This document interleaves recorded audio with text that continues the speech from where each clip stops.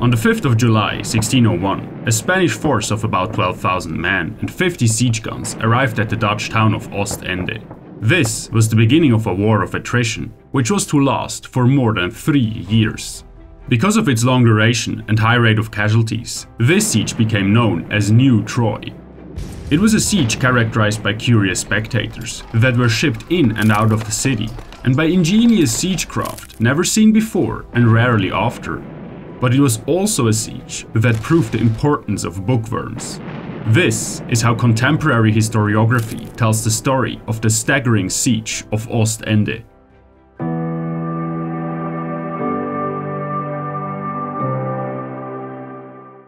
The Dutch enclave at Ostende was a thorn in the eye of the Spanish.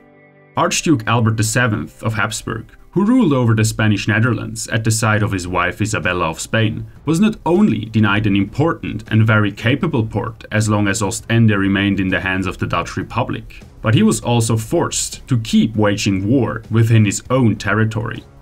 This was strategically ruinous, but it was also a question of prestige. According to the historian Olaf van Nimwegen, quote, "The recapture of Ostende was meant to efface the memories of the lost Battle of Newport." End quote. At the beach, near the city of Newport, only 1 year earlier, the Spanish were dealt a painful defeat in one of the rare open field battles of the 80 Years' War. For these reasons, Albert decided to raze Ostende to the ground. Originally, Ostende was an impoverished fishing town with barely 3,000 inhabitants, but it was later reinforced by extensive defensive works. When the siege began, it was a substantial stronghold with a garrison of 4,500 men. The man-made defenses of Ostende consisted of 2 thick wall rings, between which a deep, broad, swampy and muddy ditch filled with seawater awaited those who managed to breach the walls. Besides these man-made defenses, the city was in an exceptionally advantageous geographical position. The sea, which was controlled by the Dutch fleet, was the town's most firm defender, and made any approach from the northeastern side extremely difficult. All landward terrain was swampy, except for the sandy dunes, which offered the only dry ground, and thus the only possibility to bring heavy siege guns close to the fortress, only to be confronted with the problem of having to cross the old or the new harbour respectively at their deepest points. The new harbour, often called gully, or in Dutch referred to as geule, was used to bring in reinforcements, food, ammunition and other supplies during the entire siege. It lay on the eastern side of the city, a route which was at specific times during the siege considered safe enough for civilian spectators, including women, to make the trip to Ostende and have a look at the siege. The Spaniards failed continuously to suppress this channel of supply and entertainment. As the Spanish laid siege to Ostende on the 5th of July 1601, they directed their main assault at the southwestern defenses, not knowing that it would take them several weeks to drive the defenders back from their frontmost position in the marshes. From their entrenched position in the marshes, the Spanish could only bombard the outworks of the city. To breach the main walls, they had to take the outworks first. This, of course, was the intended function of such outworks, and usually forced the attacker to approach the fortress through a complex network of trenches. However, on the 12th of July, shortly after the siege had begun, Charles van der Noot, the governor of the city, ordered a sortie. The Dutch made it to the Spanish trenches, but they quickly realized they would not be able to drive the Spanish out of their own entrenchments with the small number of men at hand. Hence, van der Noot requested the first of many reinforcements the city is going to receive during the course of the siege. Now, Sir Francis Vere entered the stage. The Englishman was put in command of the defense and arrived in Ostende along with the first reinforcements on the 15th of July. Vere had been chosen for this task for 2 reasons. Firstly, the presence of an English officer within the walled city made sure that the English Queen Elizabeth I raised no objections to the deployment of English troops. Secondly, as he was extremely driven and competitive, he hoped to outrank Maurits of Orange as the Republic's most renowned general. Maurits was not pleased by Vere's appointment, especially because the latter constantly requested additional troops for the defense of Ostende. Troops which could only be taken from Maurits's field army. which itself needed the men for the siege of Rheinberg. The city of Rheinberg capitulated on the 30th of July, and Maurits was now free to aid the beleaguered Ostende. While Weir wanted additional men to be sent to Ostende, Maurits had another strategy in mind. He wanted to keep his men to lay siege on another Spanish city, to distract the Spaniards and force them to abandon the siege of Ostende. Shortly after, the States General, which was a committee of representatives of the 7 provinces of the Dutch Republic and functioned as the Republic's supreme authority, asked Maurits to come to The Hague for further consultation, and meanwhile reinforced the garrison of Ostende. A little bit later, Weir was heavily wounded and had to be brought out of Ostende to recover. The situation in the town was now critical, which forced the States General to agree to Maurits' strategy, namely to distract the Spanish from Ostende by besieging Hertogenbosch. By November 1601, the situation in Ostende had become perilous. Supply ships couldn't enter the harbour because of the autumn storms, and the town had to live off its amassed stocks of food. Ostende was by no means geared to accommodate the approximately 8,000 garrison soldiers. The men had to share rooms in groups of 30 to 50, and there wasn't enough straw for mattresses. These circumstances caused widespread sicknesses and made the men in the city easy targets to the Spanish artillery fire. The States General in The Hague reckoned that, quote, 1,000 healthy soldiers were needed every month to replace the injured, dead and sick in Ostende, end quote. By now, it had become glaringly clear the struggle for Ostende would be a war of attrition.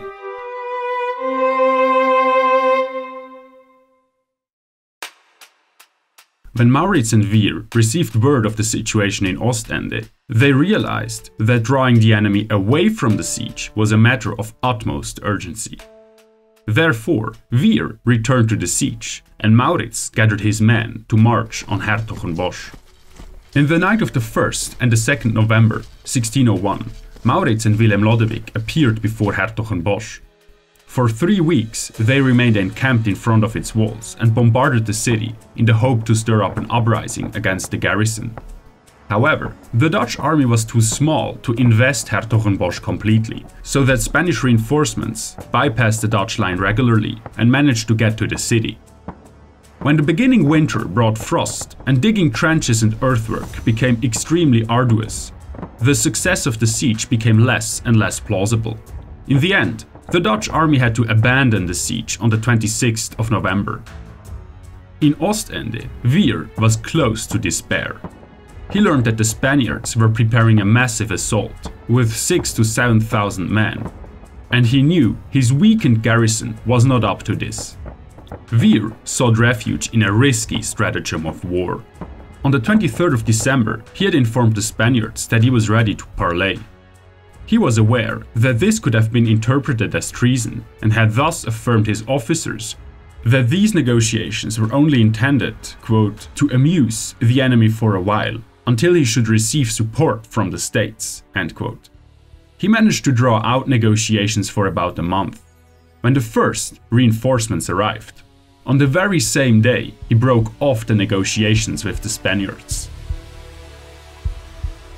Now the Spanish approached the southwestern defenses of the town, while simultaneously placing a number of heavy siege batteries on the western dunes to fire at the sandhill bastion. These guns kept firing, but the bastion held strong. Henry Hexham, a famous British military writer and captain in the Dutch service, stated that it, quote, might rather have been called Iron Hill than Sandhill, for it was stuck so full of bullets that many of them tumbled down into the Fosse Près, end quote. Every step towards the city cost its toll for both sides.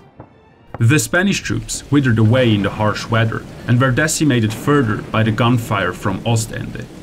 Another contemporary record tells us that, quote, the ground was strewn everywhere with arms, legs and hands. Surgeons came out of the town and brought back bags full of human fat, which they had stripped from the bodies, end quote.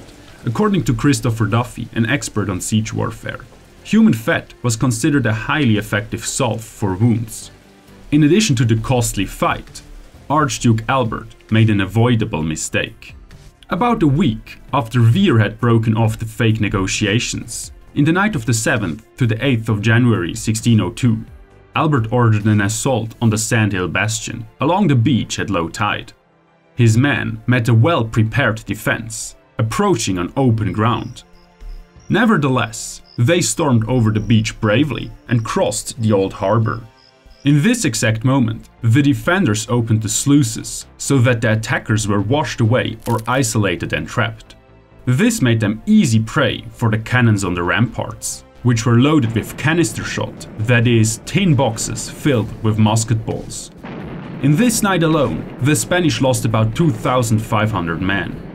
The same night, however, cast a shadow on Vere's capabilities. The ease with which the assault had been repelled stood in strong contrast with his ongoing request to increase the garrison of Ostende. Doubting his ability to assess the situation, the States General decided to replace the old garrison with about 5,500 fresh men, and Vere with the nobleman Frederick van Dorp. Vere himself was reassigned to the field army.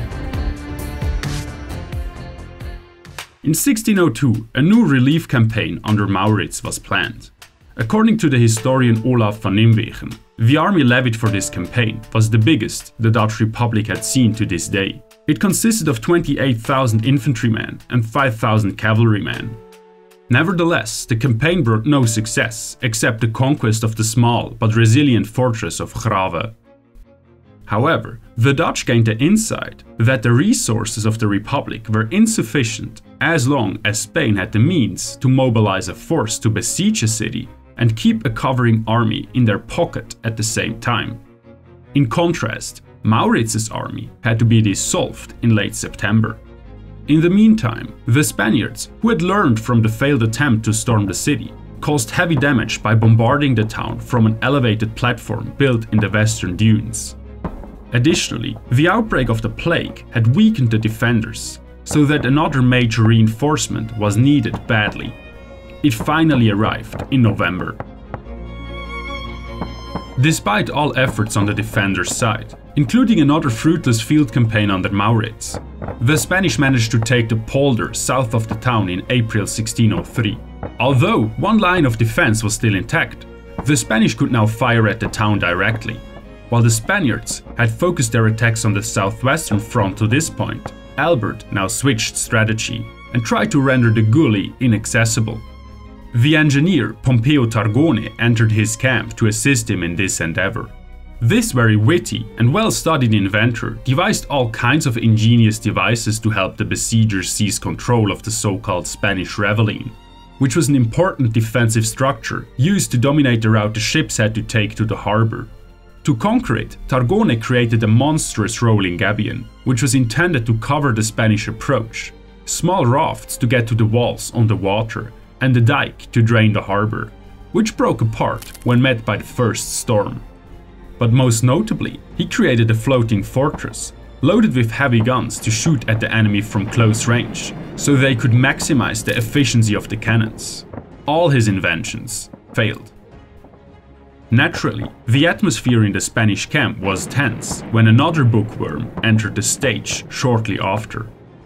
It was a scion of a wealthy Genoese family, who was brought up in rather comfortable surroundings and lacked any military experience.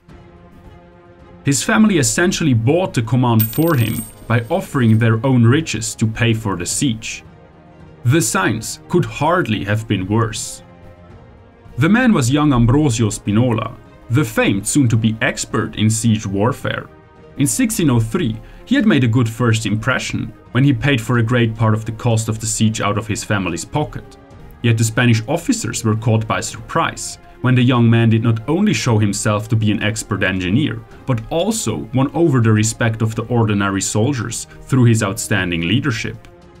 In the convoluted words of Christopher Duffy, quote, "What was much more surprising was that Spinola proved the rarest of creatures. A man who had equipped himself to be a complete commander from the study of books." End quote. These books had taught him the lessons others had to buy with the blood of their men. Spurring a competition of nationalities, Spinola grouped his men according to their origin and let them build causeways of earth across the wet ditches. Under heavy fire and only covered by gabions, the men slowly advanced towards the town. Now, the last invention of the engineer Targone came into play. Previously, he had constructed a huge mobile drawbridge, mounted on 4 wheels of 10-foot diameter. It must have been a frightening sight, but closer to the walls, the wheels proved to be the weak point of the construction, as a single cannonball shattered just one of them, which made the entire construction useless. However, during the months of February and March, vicious storms hit the coastline and caused severe damage on the city's defenses. In the meantime, the Spanish advanced slowly but steadily towards the walls. Among them, the Walloons and Burgundians were first across the water. In March and April, the Spanish managed to take the lesser polder bulwark, the polder ravelin and the western ravelin with high casualties. They now proceeded with the assault on the main rampart. Now the defenders began to heap up a last entrenchment called New Troye. These fortifications were a horrible sight. Because there was not enough earth, they used dead bodies as building materials. Made of carcasses and freshly dug up earth, these works didn't provide adequate resistance. Maurice received news of this and began to realize that Ostende wouldn't endure such attacks for much longer. At this point, the loss of Ostende seemed inevitable, and the question arose how much more resources should be invested in the town's defense. While it became increasingly more difficult to recruit men for the defense, the Dutch were desperately looking for another stronghold with which they could compensate the loss of Ostende. In January, a surprise assault on Maastricht had already failed because the scouts had lost their way in the darkness of night. A few weeks later, the States General recruited 5,000 additional men, making Mauritz's army a sizable force of 19,000 men. With these troops, Maurits laid siege to Sluis, a sizable inland port. As the siege of Sluis advanced only very slowly, the pressure of the defenders of Ostende rose. The Spanish had seized control of yet another outwork called Port Epic Ravelin on the 29th of May and lodged themselves into a section of the main rampart, the Polder Bulwark, on the 17th of June. There, a desperate hand-to-hand fight with pikes and improvised clubs pulled from the defensive structure evolved. Even though reinforcements, the last the town should receive, made it to the city on the 22nd of July, the Spanish advanced closer, step by step. Now that there was no doubt about the outcome of the siege anymore, Spinola tried to relieve Sluis. On the 17th of August, he attacked the besiegers with his relief army but failed. Sluis capitulated to the Dutch 3 days later. Feeling great ease that they had secured an alternative stronghold, the Dutch began to plan the relief of Ostende once more. However, when they realized how strong the Spanish positions were, they simply had to give in. Ostende was deemed lost. When the Spaniards captured the Helmond Bastion and the Sandhill Fort on the 13th of September 1604, the defenders had to pull back to New Troye. Finally, the 9th and last governor of Ostende was granted permission to discuss capitulation on good terms. He sent all the folk who might have provoked Spanish anger away by sea and opened negotiations with Spinola. Rumor has it that by this time only 2 civilians remained in the city, the wife of a freebooter and her lover. On the 20th of September 1604, the remaining 3,000 men in Ostende were granted safe conduct. The scale of the struggle for Ostende resembled that of a war rather than a siege. According to Duffy, within 3 years, 3 months, 3 weeks and 3 days, the Spanish had suffered losses of a tremendous scale. Modern estimates range between 17,000 and 80,000 casualties. Christopher Duffy holds a figure of about 40,000 most plausible. But because the population was much lower in the 17th century, this would equal a number of 200,000 casualties today. In comparison, the Battle of Verdun brought about 167,000 casualties on the French side. The losses of the Dutch, however, are nearly impossible to estimate, because their ships had sailed into the port of Ostende about 3,000 times, each time bringing reinforcements and carrying away the sick and the wounded. One of the longest and bloodiest sieges in history had ended in a Spanish Pyrrhic victory.